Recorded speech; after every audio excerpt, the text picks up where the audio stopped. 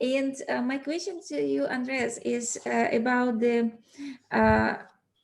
regulatory framework. So with years, more and more compliance is needed to companies. Could you explain, having in mind your experience, in which fields it's already not possible to manage the compliance by human beings and the programs are needed? Are there any reporting which is really difficult and time consuming that can be easily replaced by RegTech and regulation technologies? Well, there is no single reporting regime that you can actually do it, let's say, just by humans. You actually need at least good knowledge in Excel, but the problem is multi-layered. And I will first, let me explain a little bit the market outlook. So compliance is huge, and it involves companies that they do vaccines, pharmaceuticals, that is very trendy nowadays. So that you have the healthcare, and then you have regulation in security. So if you're manufacturing explosives, arms, aeroplanes, you also what happened with Boeing, right? Now, we are in the financial services. Financial services, there have been many instances where the regulators tried to figure out exactly what's going on at any given time. 2008 was the brightest example of all, because during the crisis, several banks were on the brink of collapsing.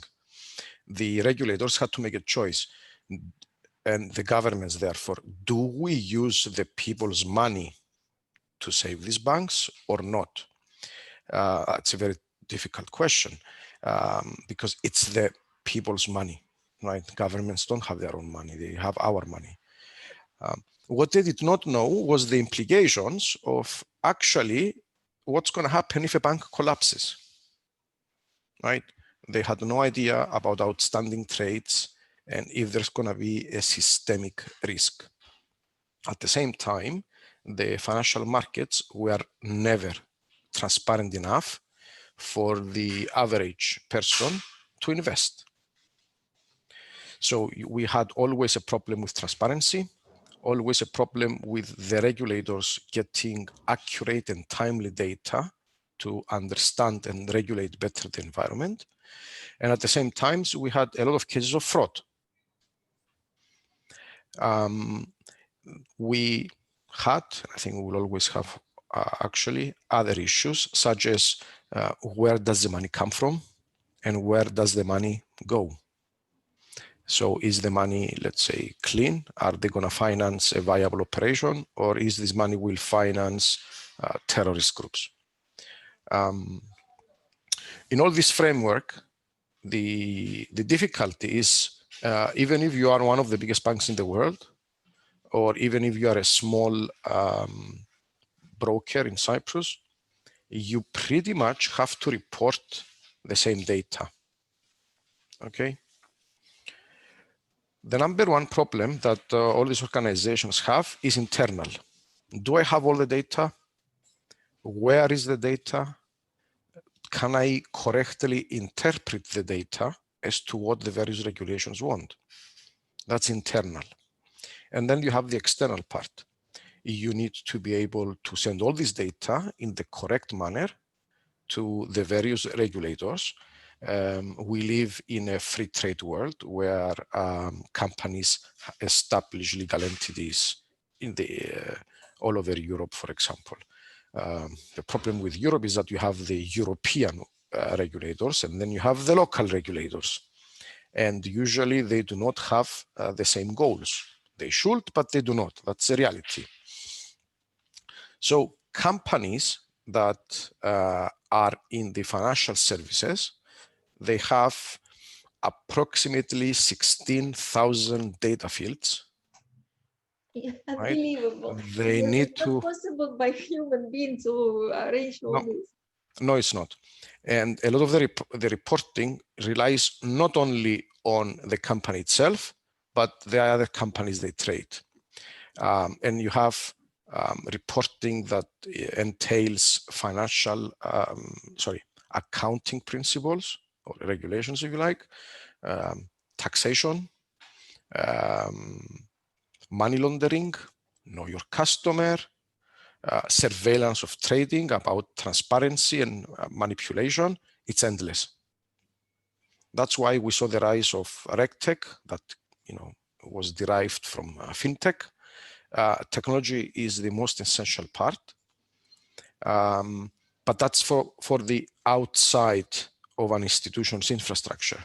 They also need to work inside their own data and figure it out, because it doesn't really matter how good software you have. If the quality of the input is bad, the output will be bad as well. Think of it as trying to make simple calculations in an Excel. The input data you have are wrong. Doesn't really matter how good you are in Excel, how efficient you are, the result will be wrong. We live in a complex environment. It's essential for the regulators to say to the average persons like us that it's safe if you want to put your money in a pension fund. It's safe if you want to invest in the stock exchange. Safe as if your money will not be lost and nobody will cheat on you. Are we close to do that? No, this is still relatively a new market. The institutions have had their own data and software internal that were never built to cater for all these reportings. The majority of them do not have all the data anyways. So we see the reporting business as a general, and the regulatory reporting, which is even more serious for all these entities to become to be the future. Yes, and you mentioned very important things, that it's not only from the end of the company where the technological progress should be overseen, but also from the end of the governmental institutions. What if the reporting comes and they have all this data, but they do not have capacity to analyze this data or to have any graphs or tables to compare this data? That is one of the major issues as well. 2 years ago, Mike Carney, the ex-governor of the Bank of England, gave a speech, and he said just for the UK market, the banking sector, approximately £8 billion, if I recall correctly, were just lost because of the fact that reporting is not efficient. So by the time you send all these vast amounts of data to the regulators, when they will process, make their analysis, come to partial conclusions, they need to ask for more data. By the time they reply to the regulated entity to send the new data and exchange the data and come to conclusions, it's still again old data. The major issue here is that the regulations they impose on the various legal entities, whether it be in financial services or not, to constantly, daily, monthly, quarterly, semi-annually, and annually send all these reports. I think here, and this needs to be a global, if not EU-wide change, is that the entities, the regulated entities in any sector, they need to make this data available, right? And the regulators should just have access and on demand, ad hoc, if you like, go and inspect. The daily checks or the pre-scheduled checks, if you like, does not allow them to be flexible. And this is the biggest issue. But at the same time, the data just goes. So pretty much you have the data stored in the company. Then you have data that they need from third parties. Then you have a service provider like Point9, and then you, for the same entities, you may have 2 or 3 regulators. So you have the same data sitting and stored for years and years in 5 different infrastructures. That's a huge waste of money. Can you say that this is the future of fintech, to give access in a way, maybe restricted access to the regulator So the regulator can access the companies, not to store the data within the regulator or somewhere in the cloud, but to access the companies on demand. This should be the, I mean, if you ask me, I think this is the holy grail, and this will make everybody's lives easier, if you like, and they will definitely be more efficient. The problem, though, is that this is a very, very fast-moving industry. So unless there is a coordinated effort from all stakeholders, it is very, very difficult to be achieved. If you remember, before I said 15,000 fields, that's huge. A typical bank, a typical, let's say, entity that needs to report, they may have data in 20, 30, 40 different internal solutions, databases, software, depending on the industry, right? What we're discussing here is probably the holy grail of reporting. It will need years and years. It should take so much time and so much effort. I believe that nowadays, in the expenses of big companies or the banks, this plays one of the major roles to be compliant to every regulator that wants to check them. Right and wrong. There's the other side of the coin as well. So basically, if you deregulate, right, and 4 people here, all 4 of us had 1 million euros in a Cypriot bank prior to the haircut. Did anybody know that the 2 biggest Cypriot banks actually had negative capital, and they shouldn't exist? No. Was there really transparency? No. Were we gonna lose our money? Yes.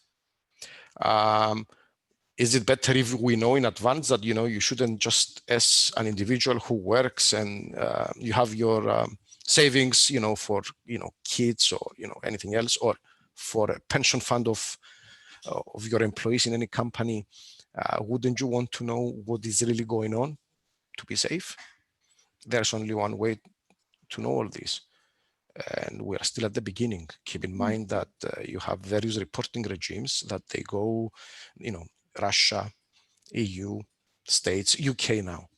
But eventually we'll need to know, when a Russian bank trades with a UK bank, right, the result. So we still have a long way to go. Yes, but and as I said, who is the regulator in this case, and from where the data should go? There's no regulator. You have the Financial Stability Board that oversees a lot of this, right, and coordinates.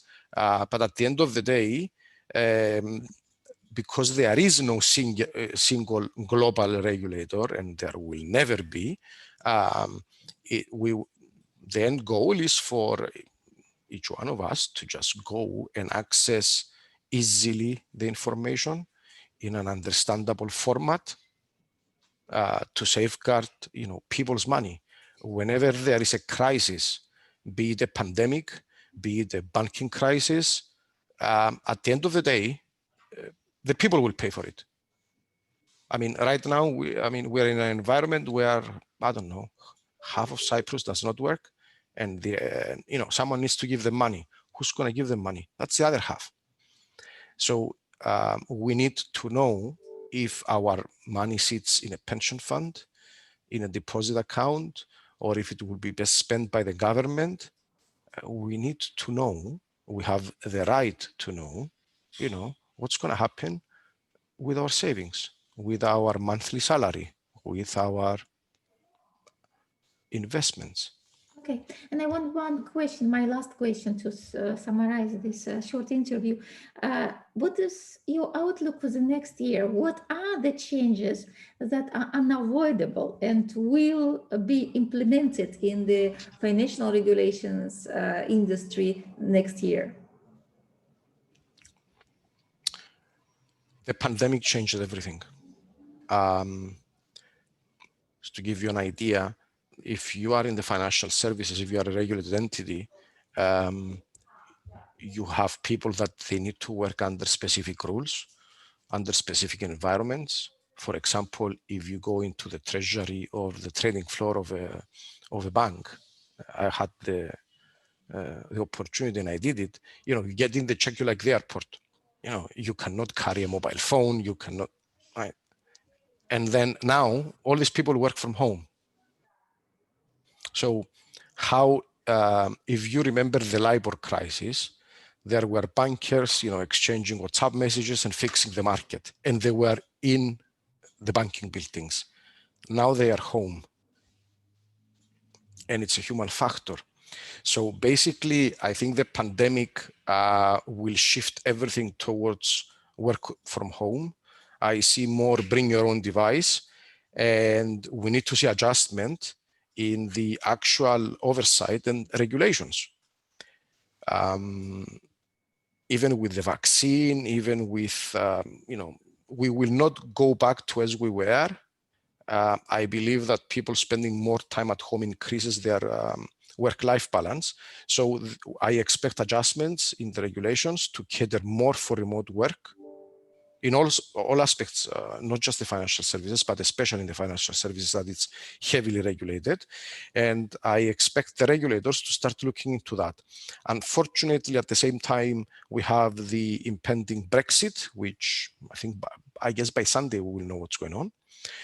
So the regulators had to cater for that. It involves America, EU, and the UK, and the other big jurisdictions such as Russia and Singapore and Japan.